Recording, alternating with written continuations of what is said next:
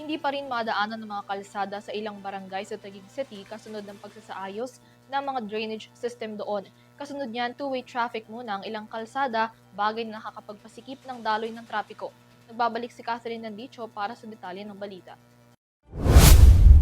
Patuloy pa rin na sarado ang mga kalsada at magkakaroon ng one-way traffic scheme sa Barangay New Lower Wikutan at Barangay Hagonoy sa Taguig City dulot ng pagsasaayos ng drainage o box culvert. Nauna na itong naipatupad noong August 10, 2025 at magtatagal hanggang February 16 kasalukuyang taon.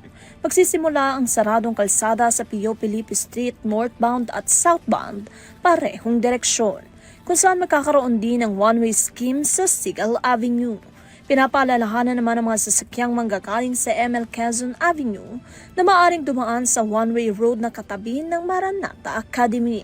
Para naman sa two-way traffic, maaari itong gawing alternatibong ruta.